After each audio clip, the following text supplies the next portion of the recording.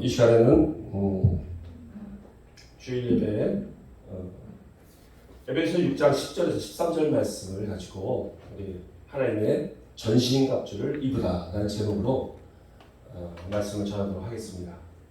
에베소 6장 10절에서 13절 말씀 함께 봉독하겠습니다. 시작. 끝으로 너희가 주 안에서와 그의 힘의 능력으로 강건하여지고 마귀의 관계를 능히 대적하기 위하여 하나님의 전신갑주를 입으라. 우리의 씨름은 혈과 육을 상대한 것이 아니요 통치자들과 권세들과 이 어둠의 세상 주관자들과 하늘에 있는 악의 영들을 상대하니라. 그러므로 하나님의 전신갑주를 취하라. 이는 악한 날에 너희가 능히 대적하고 모든 일을 행한 후에 서기 위함이라. 아멘. 우리는 죄악된 이 세상에서 살아가고 있습니다. 눈에 보이지는 않지만 사단은 이 세상을 사망의 권세로 역사하고 있죠. 그렇다는 것은 우린 이미 알고 있지만 삶의 현장에서 인식하지 못하는 경우가 너무 많습니다. 세상 시스템에 길들여져 있기 때문이죠. 그래서 우리는 영적으로 깨어 있어야 합니다. 항상 민감하게 영적 세계에서 일어나고 있는 싸움을 인지하고 있어야 하는 것이죠. 지금도 우리의 신앙을 무너뜨리기 위해 사단과 그 세력들은 쉬지 않고 일하고 있습니다. 그러한 사실은 세상에서 일어나는 현상들을 통해서 우리는 발견할 수 있습니다. 과연 어떤 일들이 벌어지고 있나요? 이 세상에 성경적이지 않고 또 잘못되어 가고 있는 현장, 그 현상들을 과연 어떤 것들이 있는지 우리는 올바르게 볼 수 있어야 할 것입니다. 몇 가지만을 사례로 봐도 우리는 알 수 있습니다. 첫 번째는 동성애입니다. 얼마 전에 2023년 6월에 제53차 UN 인권이사회에서 종교적 자유는 LGBT의 평등과 양립할 수 없다라는 보고서를 발표했습니다. LGBT의 평등을 부정하는 종교적 자유는 허용될 수가 없고 또 그런 의미에서 성경도 LGBT 이데올로기를 받아들이도록 재해석해야 한다는 주장을 한 것이죠. LGBT는 바로 레즈비언, 게이, 바이섹슈얼이라고 하는 양성 애자를 말하고 또 트랜스젠더를 말합니다. 굉장히 황당한 발표죠. 동성애를 위해서 성경을 다시 해석하라는 그런 주장인 것입니다. 지금 이 시대에 이런 일들이 벌어지고 있다는 것입니다. 또한 영국의 한 학교에서는 수업 시간에 6살짜리 아이들에게 동성애에게 연애 편지를 쓰라고 과제를 내주었습니다. 이 학교는 어린이들에게 동성애에 대한 조기 교육을 하고 있는 것이죠. 그들은 아이에게 읽어주는 동화에서 왕자님이 그의 남종을 사랑하게 되었고 그 남종과 결혼하게 되었다는 것을 말해주면서 너희들이 왕자가 되었을 때 그 남종에게 연애 편지를 써보라고 권하고 있는 것입니다. 여러분, 이것이 영국이라는 그 선진국에서의 교육 실태인 것입니다. 너무도 마음 아픈 일들이죠.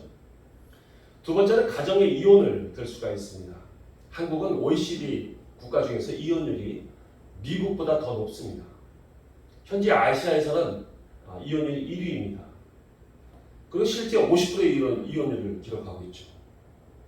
이혼 사유로 보면 맞벌이를 하게 돼서 그 집안일을 어떻게 누가 할 것인가에 대한 의견 충돌이 가장 높다고 합니다. 그리고 성격 차이를 극복하지 못한 사례들이 많다고 하죠. 한마디로 서로에게 인내하지 못하고 상대방을 존중하지 못한다는 것입니다. 이러한 현상들은 여성이 가정을 돌보고 또 아이들을 양육하는 이런 소중하고 또 가치 있는 사명을 오히려 하찮게 여기게 하는 문화가 문제인 것입니다. 여성 해방운동이라는 명목으로 여성들이 자꾸 가정을 등한시하고 사회활동을 하게 만드는 것도 한 몫을 하게 되는 거죠. 세 번째는 다원주의와 또 종교통합운동입니다. 1948년 설립된 세계교회협의회라는 것이 있습니다. WCC라고 말을 하죠. WCC는 본래 세계 모든 교회가 협동해서 사회 문제를 공동 해결하고자 생활과 사업을 일으키자는 그런 운동에서 시작된 것입니다. 그러나 그들의 진정한 목적은 바로 따로 있었죠. 그것은 바로 종교 통합입니다. 세계교회협이라는 이름이 우리 크리스찬의 교회를 그런 협의체로 생각을 했는데 그것이 아니라 모든 종교의 협의체인 것입니다. 어찌 유일하고 거룩하신 하나님께서 이 잡스러운 그런 귀신들과 함께 하실 수 있을까요? 그리고 종교통합 수립의 앞장서고 있는 교황은 이렇게 말합니다. 우리 함께 가난한 사람들을 돕고 함께 구제를 하고 또 함께 사람들을 교육합시다 라고 말이죠. 여기서 우리란 천주교, 기독교, 또 이슬람교, 또 불교, 힌두교 모든 종교인들을 말하고 있는 것입니다. 겉으로는 선한 목적을 앞세우면서 결국은 종교 통합을 추진하고 있는 것이죠. 그리고는 다른 종교의 신들은 모두 이름만 다를 뿐이지 결국 같은 신이다라고 주장하고 있는 것입니다. 그리고 모든 종교에는 같은 구원이 있다고 말하고 있습니다. 결국 사단은 존귀하신 하나님과 같이 되겠다는 그 교만한 그런 생각을 이처럼 행동으로 추진하고 있는 것이죠. 이들 WCC 총회를 개최할 때는 동성애자 부스를 만들어냅니다. LGBT 부스를 만들어서 홍보를 합니다. 그리고 동성애를 지지하는 입장들을 표현하고 있죠. 거룩함이 없어진 완전히 혼합, 자탕이 된 그런 모습입니다. 네 번째는 AI, 그리고 컴퓨터를 말할 수 있겠습니다. 얼마 전에 독일의 한 교회에서 한 300명의 교인들이 모인 가운데 AI인 챗 GPT라는 생성형 인공지능이 수염을 기른 흑인 남성의 모습으로 아바타의 모습으로 나타나서 강대상 위에 있는 그 대형 스크린에서 40분 동안 설교를 했습니다. 그리고 예배를 인도하고 기도를 인도했어요. 찬송을 했습니다. 정말 도가 지나친 경우죠. 컴퓨터는 영이 없습니다.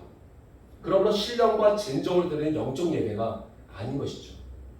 우리나라에도 주님 AI라는 인공지능이 있어서 이 컴퓨터로 신앙 상담을 한다고 합니다.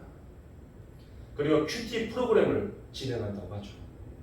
챗 GPT의 지적 능력은 이제 인간과 같은 수준으로 대화할 수 있는 상태가 되었습니다. 그리고 정보력은 더 뛰어난 상태이죠. 지금 이 세상의 실태입니다. 다섯 번째는 핸드폰과 게임 산업을 우리가 들 수가 있겠죠. 이제는 핸드폰 없이는 살 수 없는 그런 세상이 되고 말았습니다. 여러분도 알다시피 지하철에는 나이가 많든 적든 간에 모든 사람이 핸드폰을 보고 있습니다. 그리고 우리는 그런 핸드폰으로 지구 반대편에 있는 사람들과 통화를 할 수 있습니다. 그리고 인터넷도 연결되어서 반대쪽에 있는 나라의 모든 소식을 즉시로 손바닥에서 우리가 확인할 수 있습니다. 대단한 기술이죠. 그러나 어느새 우리는 그곳에 나오는 정보들을 신뢰하고 머릿속에 인식하고 있습니다. 우리의 정신과 가치관을 마음대로 바꿔버릴 수 있는 그런 시스템 속에 들어가 있게 된 것이죠. 또한 그것을 사용하는 만큼이나 사람과의 만남이 줄어들고 하나님과의 관계가 시간적인 관계가 단절되고 있다는 것입니다. 그리고 게임도 마찬가지입니다. 그 게임 안에서 삶은 현실과 아주 다른 삶을 살게 되다 보니까 아예 그곳에 중독되어 버립니다. 현실에서는 도태되어 있는 그런 사람이 그곳에서는 슈퍼맨처럼 지낼 수 있게 되니까요. 현실과 가상 공간을 바꿔버리는 삶이 되고 있는 것입니다. 여섯 번째는 세상 즐거움에 빠지게 합니다. 우리 정말 풍요로운 삶의 시대를 살고 있습니다. 이제는 어떻게 우리가 먹어야 할까를 생각하는 것이 아니라 어떤 맛있는 것을 먹을까 고민하는 그런 시대가 되고 말았죠. 그리고 각종 편의시설에 우리는 지내고 있습니다. 수많은 미디어들, 그리고 영화, 오락, 여행, 쾌락 등 이런 것에 우리는 어느새 빠져버리고 중독되어 버린 것이죠. 하나님을 대신할 수많은 것들이 우리를 유혹하고 있는 것입니다. 여러분, 이 세상의 신이 바로 사탄이기에 세상의 정신없는 수많은 이들로 우리를 혼잡하게 합니다. 이들은 우리를 유혹하고 협박하고 또한 쾌락을 주기도 하고 때로는 좌절하게도 만들기도 하죠. 그러나 예수님을 알지 못하는 사람들은 이 사실을 모르고 전혀 개의치 않고 살아가고 있습니다. 그들은 예수님이 누군지도 모르고 영원한 천국도 알지 못하는 사람들입니다. 안타깝지만 그들은 모릅니다. 그러나 우리는 다릅니다. 이러한 것들이 사탄의 유혹들이고 세상의 시스템이고 그들의 목적은 단 하나, 우리 그리스도인들의 신앙을 무너뜨리는 것이 그들의 목표라는 것을 우리는 알고 있죠. 그런데 세상 사람들이 그러한 것들을 환호하고 좋아하고 쫓아가고 있어서 조금만 방심하면 우리도 모르게 그들을 따라가려고 한다는 것입니다. 우린 정신 차려야 합니다. 깨어 있어야 합니다. 그리고 우리는 이 세상 문화와 싸워야 합니다. 싸우지 않으면 지게 되어 있습니다. 우린 지금 경기장에 있습니다. 내가 좋든 싫든 간에 경기장 한가운데 우리는 있는 것입니다. 그것이 만약에 권투 경기장이라면 우린 지금 링 한가운데 있는 것이죠. 그런데 정신없이 아무런 방어도 하지 않고 공격하지도 않고 그냥 멍하니 서 있기만 한다면 그것은 정말 사단의 카운터 펀치에 맞고 쓰러지고 말 것입니다. 여러분, 지금 우리가 싸우고 있는 상대가 보이지 않습니까? 아니면 정말 무엇인지 모르십니까? 성경에서는 우리의 싸움의 상대가 누구라고 말씀하고 있나요? 여기 본문에는 네 가지로 말씀하고 있습니다. 첫 번째는 통치자들입니다. 이것은 강단의 대통령 같은 권력을 가진 자들 말합니다.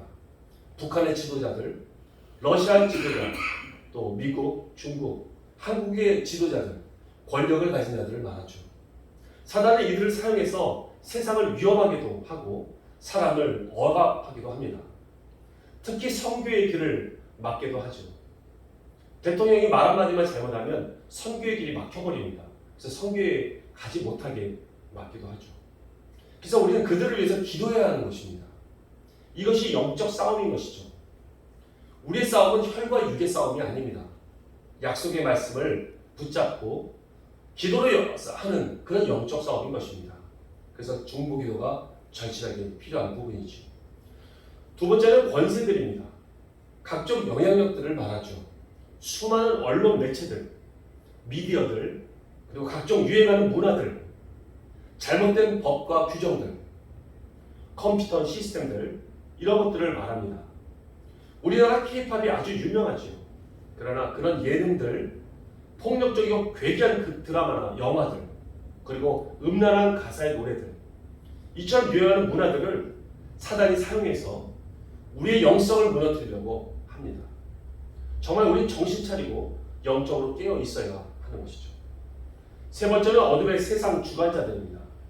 사탄과 그 세력들, 그리고 세상을 악하게 만들려고 계획하고 진행하는 자들을 말합니다. 네 번째는 악한 영들입니다.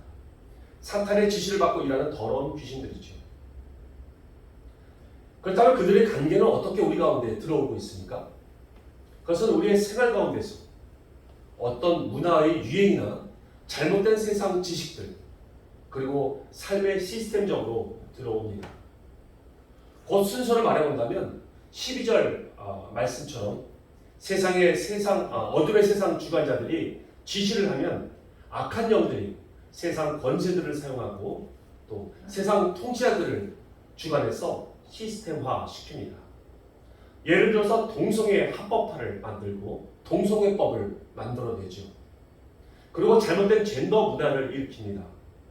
그리고 성경이지 않은 여성 해방운동으로 인해서 가정이 자꾸 붕괴됩니다. 또한 종교 통합화로 인한 다원주의, 물질 풍요로 인한 향락주의를 만들어내죠. 또 선교를 가로막는 북한이나 아랍권 국가들의 폐쇄적인 그런 경계들을 하게 만듭니다. 이런 것들이 세상의 악한 영들이 하나님 나라를 공격하고 있는 사례들인 것입니다. 우리는 우리에게 얼마나 큰 힘이 있는 줄을 우린 스스로 잘 모르고 있는 것 같습니다. 사단의 머리를 밟으신 예수 그리스도께서 우리 안에 계십니다. 아멘. 사단과 귀신은 예수 그리스도의 이름만 들어도 치를 떱니다. 아예 상대 자체가 되질 않죠. 그러나 그들도 대처 방법이 있습니다. 바로 우리가 예수님을 의지하지 못하게 하는 것이죠. 그렇게 떼어놓기만 하면 우리를 향한 승리는 보장되어 있기 때문입니다. 마치 동물의 왕국을 우리가 TV 프로에서 보면 사자들은 들소떼를 공격하기 전에 그들을 공격해서는 이겨낼 수가 없습니다. 그렇기 때문에 그 가운데 있는 새끼 들소들을 그 무리 가운데 떼어놓는 작업을 먼저 합니다. 그리고 떨어지는 순간 그 새끼에 달려들어서 사냥을 하죠. 사단도 마찬가지입니다. 예수님과 떨어지게 만든 것이 그들의 최우선 목표인 것입니다. 그들은 자꾸 우리에게 정죄감을 줍니다. 그래서 우리 스스로 주님께 부끄럽고 죄송해서 멀어지려고 하게 만들죠. 그러나 그것은 사탄의 계략이라는 것을 우리가 깊이 깨닫고 넘어지지 말아야 합니다. 어떤 경우가 있든 우리 예수님과 철석같이 붙어 있어야만 하는 것입니다. 아멘. 그렇다면 우리는 이런 자들과 어떻게 싸워야 할까요? 그래서 우리 눈에 보이는 혈과 육의 싸움이 아닌 것입니다. 하나님께서는 그들과 싸워 승리할 수 있도록 우리에게 강력한 무기를 주셨습니다. 이러한 무기를 우린 영의 눈으로 바라보아야 합니다. 그들을 맞서기 위한 하나님께서 주신 강력한 무기가 무엇입니까? 바로 예수님의 전신갑주입니다.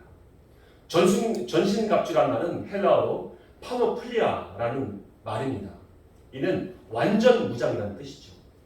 한 채 틈도 없는 완전한 무장이 된다는 뜻입니다. 우린 주님으로 완전 무장을 할 수 있습니다. 에베소서 6장 14절에서 17절 말씀을 제가 한번 읽어보겠습니다. 그런즉 서서 진리로 너희 허리띠를 띠고 의의 호심경을 붙이고 평안의 복음이 준비한 것으로 신을 신고 모든 것 위에 믿음의 방패를 가지고 이로써 능히 악한 자의 모든 불화살을 소멸하고 구원의 투구와 성령의 검 곧 하나님의 말씀을 가지라. 아멘. 전신갑주에는 무엇이 있습니까? 첫 번째는 진리의 허리띠가 있습니다. 우리가 허리띠를 하지 않는다면 어떤 현상이 일어날까요? 활동하다 갑자기 바지가 내려가게 되죠. 그럼 굉장히 부끄럽습니다. 진리의 허리띠라는 것은 어떤 철학이나 또 다른 종교이든지 이단이든지 어떤 거짓 가르침에도 부끄러움을 당하지 않는 진리의 말씀을 가지고 있다는 뜻입니다. 우리가 받은 가르침은 변하지 않는 진리며 생명의 말씀인 것입니다. 우리는 이 진리를 꼭 붙잡아야 합니다. 아멘. 두 번째는 의의 호심경입니다. 우리 예수 그리스도의 십자가 은혜로 구원을 받고 그분의 자녀가 되었습니다. 그리고 그분께서는 아버지가 되시기에 우리를 더 이상 정죄하시는 분이 아니십니다.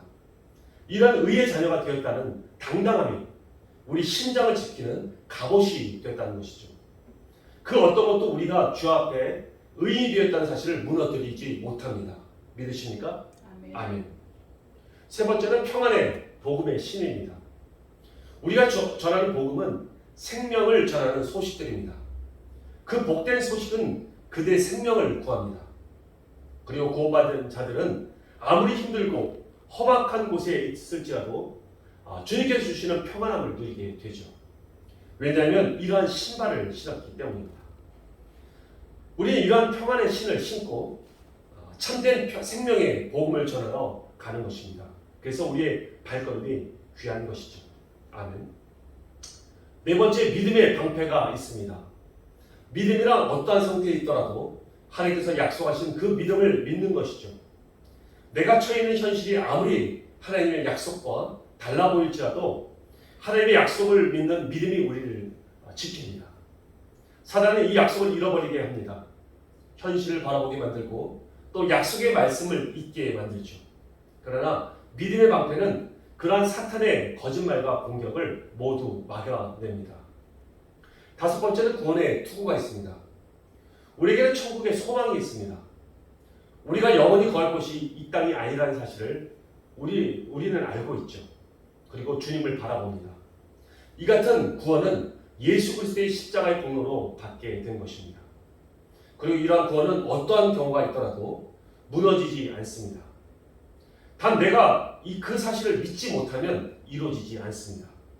그래서 사단은 우리의 생명인 구원에 대한 불신과 자격지심을 통해서 구원을 받지 못하게 합니다. 이러한 생각을 통해 공격하는 사단의 괴계를 막는 투구는 우리가 구원의 확신을 갖도록 보호합니다. 여섯 번째, 생명의 검, 곧 말씀을 잡는 것입니다. 지금까지 모든 것이 방어 장비라면 이젠 공격할 수 있는 그런 무기도 있어야 하겠죠. 바로 검입니다. 이것은 약속하신 하나님의 진리의 말씀을 가지고 사단에게 선포하는 것입니다. 거짓인 영인 사단은 진리의 말씀을 선포하면 그 진리 앞에서는 아무것도 주장할 수 없고 치명적인 상태가 됩니다.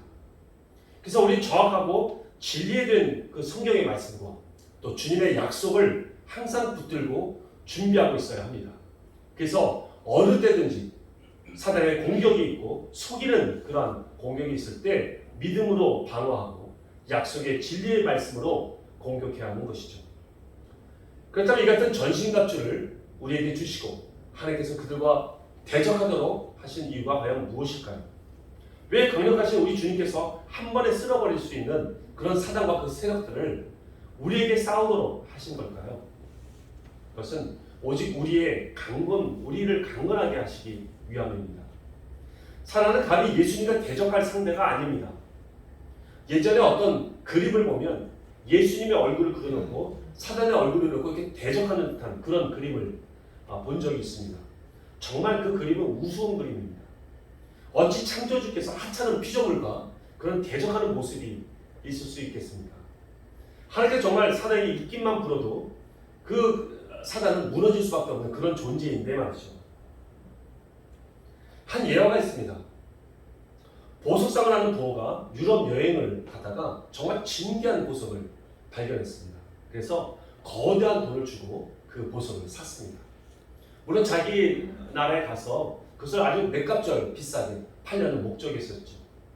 그래서 그런 즐거운 마음으로 그것을 자기 나라에 와서 자기 보석상에 와서 그것을 다시 한번 봤습니다. 이리저리 한번 살펴보니까 살 때는 보이지 않았던 흠이 있었던 것입니다. 흠집이 있었던 거예요. 그는 굉장히 속상하고 그리고 어찌할 줄을 몰랐죠. 감정가들도 그 보석에 흠집이 있기 때문에 그 가격은 아주 형편없이 떨어지고 말 것이라고 얘기를 했습니다. 보석상 주인은 여러 가지 생각에 잠겼습니다. 이걸 어떻게 해야지 이 보석이 다시 그 가치 있는 금액으로 올라갈까라고 고민을 했죠. 한참을 고민한 다음에 한 가지 결정을 내렸습니다. 그것은 그 보석의 작은 흠에 예쁜 장미꽃을 아주 정교하게 만드는 것이었습니다. 그래서 실제로 그렇게 아름답게 그 장미꽃을 조각을 했었죠. 그런데 그 결과 그 장미꽃 조각 하나로 그 보석의 가치는 몇 배가 뛰고 말았던 것입니다. 정말 그 보석은 굉장히 행복했죠. 그 작은 흠은 바로 우리의 약점과도 같습니다. 우리가 숨기려고 하고 감추려고만 했던 그 약점들을 과감하게 새로운 장점으로 부각시키려는 것. 그것이 아버지 하나님의 마음인 것입니다. 그래서 때로는 사단을 사용하시는 것이죠. 우리의 약함을 알고 달려드는 그 사단의 공격에 맞서서 온 힘을 다해서 우리가 싸울 때 우리는 강하게 성장하기 때문인 것이죠. 그래서 성장할 땐 보석이 깎이는 것처럼 아프기도 하는 것입니다. 하나님께서는 우리의 성장과 또 우리가 예수님의 장성한 분량으로 자라게 하시는 것이 그분의 진정한 목적이십니다. 이러한 뜻이 성경에서도 잘 비유로 나타나 있습니다. 마태복음 13장 24절 30절 말씀을 한번 우리 교독해서 읽어봤으면 좋겠습니다. 한번 읽어보겠습니다. 자, 먼저 읽겠습니다. 예수께서 그들 앞에 또 비유를 들어 이르시되 천국은 좋은 씨를 제밭에 뿌린 사람과 같으니 사람들이 잘 때 그 원수가 와서 곡식 가운데 가라지를 덧뿌리고 갔더니 싹이 나고 결실할 때 가라지도 보이거늘 집주인의 종들이 와서 말하되 주여 밭에 좋은 씨를 뿌리지 아니하였나이까 그런데 가라지가 어디서 생겨나니까 주인이 이르되 원수가 이렇게 하였구나. 종들이 말하되 그러면 우리가 가서 이것을 뽑기를 원하시나이까. 주인이 이르되 가만두라 가라지를 뽑다가 곡식까지 뽑을까 염려하노라. 같이 읽게요. 둘 다 추수 때까지 함께 자라게 두라. 추수 때에 내가 추수꾼들에게 말하기를 가라지는 먼저 거두어 불사르게 가늘어 묶고 곡식은 모아 내 곡간에 넣으라 하리라. 아멘. 여기서 염려하신다는 말씀은 우리를 다치게 할까봐 염려하신다는 말씀이 아닌 것입니다. 그 말씀은 우리 알곡들이 잘 자라지 못할까 염려한다는 말씀인 것이죠. 하나님은 하나님의 실수로 우리를 다치게 하시는 그런 분이 아니십니다. 주님은 우리가 알곡같이 잘 자라기를 원하고 계신 것이죠. 그리고 그렇게 기르시고 계십니다. 그러나 사단의 졸개들은 다릅니다. 교만한 그들은 즉시로 불에 태워버릴 수 있는 그런 가지 같은 존재들입니다. 그런데 그것을 그냥 내버려 두시는 이유는 바로 우리를 위해서 내버려 두고 계신다는 것을 우리는 알아야 할 것입니다. 주님은 우리의 연약함을 아시고 우리가 장성하게 자랄 때까지 기다려주시는 고마우신 하나님이신 것입니다. 아멘. 고린도전서 10장 13절 말씀에 제가 한번 읽어보겠습니다. 사람이 감당할 시험 밖에는 너희가 당한 것이 없나니 오직 하나님은 미쁘사 너희가 감당하지 못할 시험 당함을 허락하지 아니하시고 시험 당할 즈음에 또한 피할 길을 내사 너희로 능히 감당하게 하시느니라. 아멘. 하나님은 우리에게 감당치 못할 시험은 아예 허락하지 않으십니다. 그러므로 우리에게 때론 어려움을 허락하시고 힘든 일을 겪게 하실 때 우리는 이 사실을 기억했으면 좋겠습니다. 하나님께서 나에게 더 좋은 것을 주시려고 이런 어려움을 허락하셨구나. 이렇게 고백하거나 또는 이렇게 사단이 공격할 수 있도록 허락하시면 내가 능히 이겨낼 것을 아시고 내가 감당할 수 있는 만큼만 허락하셨구나 라는 믿음으로 그 어려움을 이겨내시기를 바랍니다. 아멘. 요한일서 5장 18절 말씀을 우리가 함께 읽어보겠습니다. 시작. 하나님께로부터 난 자는 다 범죄하지 아니한 줄을 우리가 아노라. 하나님께로부터 나신 자가 그를 지키심에 악한 자가 그를 만지지도 못합니다. 아멘. 악한 자는 우리를 만지지도 못합니다. 하나님은 우리를 위하십니다. 그리고 우리를 눈동자처럼 지키시고 계시죠. 우리가 감당하지 못할 일들은 아예 허락하지 않으십니다. 하나님께서 우리를 지키시기에 사단은 하나님의 허락 없이는 우리를 만지도 못한 사실을 우린 기억해야 할 것입니다. 그래서 바울도 능력 주신 자 안에서 우린 무엇이든지 할 수 있다고 말하는 것입니다. 우린 이제 우리에게 주신 전신갑주를 입고 그것을 입고 있다는 것을 우리는 알고 자각하고 집중해야 합니다. 그러므로 완전 무장을 하고 나면 겁날 것이 하나도 없습니다. 하나님께서 그런 멋진 용사가 되길 기대하고 계십니다. 이제 오직 주님만 의지하면서 전신갑주를 입고 우리 삶 가운데 유혹하고 있는 잘못된 어두운 문화들과 수많은 권세들과 비성경적인 세계관, 그것으로 공격하고 있는 사단과 그의 졸개들의 모든 공격들을 능히 대적하며 또 승리하는 저와 여러분 모두가 되시기를 예수님의 이름으로 축원드립니다. 아멘. 기도하겠습니다. 하나님 아버지 감사합니다. 저희들에게 큰 은혜를 주셔서 정말 전신갑주로 우리에게 주셨습니다. 우리가 이것을 입고 무장하기를 원합니다. 그래서 우리가 지금 머물러 있는 것이 아니라 싸우고 있다는, 전쟁터에 있고 또 시험 가운데 있다는 사실을 깊이 깨닫고, 그래서 사단의 공격들을 다 막아내며 그들을 말씀의 검으로 물리치며 승리하는 하나님의 백성, 하나님의 용사들이 다 될 수 있도록 이끌어 주시옵소서. 하나님 전신갑주를 주신 우리 하나님의 은혜에 감사드리며 예수님의 이름으로 기도 올려나이다. 아멘. 헌금 하나님 앞에